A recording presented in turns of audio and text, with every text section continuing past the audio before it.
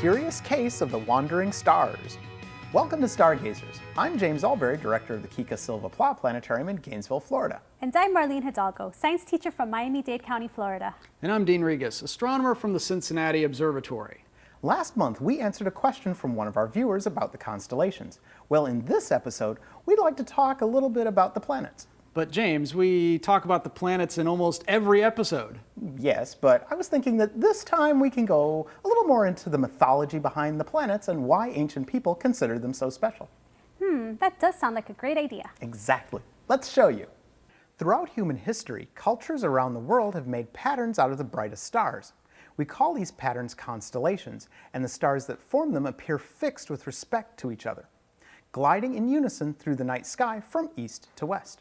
For most of human history, there was no scientific explanation for what the stars were, so many cultures considered the stars as being divine. The motion of the stars through the sky was so predictable that people could actually tell time based on the position of the stars.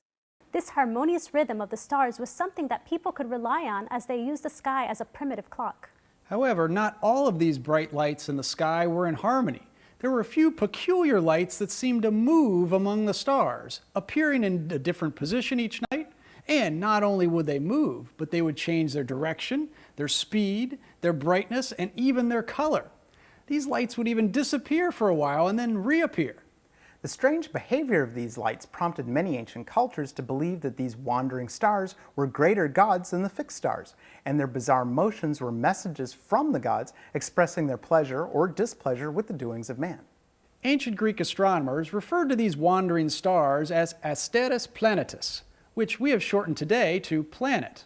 We now define a planet as being a relatively large spherical body that orbits a star, in our case, the Sun. Our solar system has 4 rocky planets, 4 gas giant planets, and numerous icy dwarf planets. Given the godly history of the planets, each of the major planets is named after a character in Roman mythology. For example, Mercury is named after the messenger of the Roman gods. He was known for his speed, and this planet lives up to its namesake. Mercury is traveling over 100,000 miles per hour around the Sun and can complete one orbit in about 88 days. Earth completes one orbit in a little over 365 days. Venus, the brightest and the most dazzling of the naked eye planets, was named after the Roman goddess of beauty and love. However, its beauty is deceptive. Venus has one of the most hostile planetary environments we know. Its atmosphere is poisonous to us, and its surface temperature alone is hot enough to melt lead. Mars, the red planet, is special because of its dramatic change in brightness and color.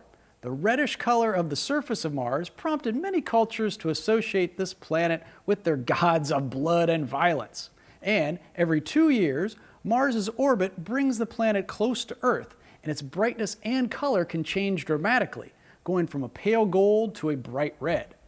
It was believed that whenever this happened, war, pestilence, and death were not far behind. The Greeks named the planet after their god of war, Ares, and the Romans named it after their god of war, Mars, the name we still use today. Jupiter is our largest planet and is quite fittingly named after the king of the Roman gods. This planet takes almost 12 years to orbit the Sun, spending almost a year in each of the 12 constellations of the zodiac. Jupiter currently has over 66 moons, and if it were hollow, you could fit over 1,000 Earths inside it.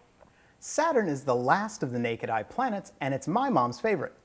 This planet was named after the Roman god of agriculture, who also happened to be Jupiter's father.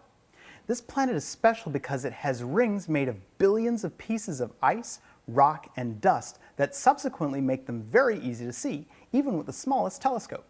So there you have it, a little background on how the wandering stars got their names. With a little planetary trivia thrown in for good measure. And they're all in the sky waiting for you as you Keep looking up.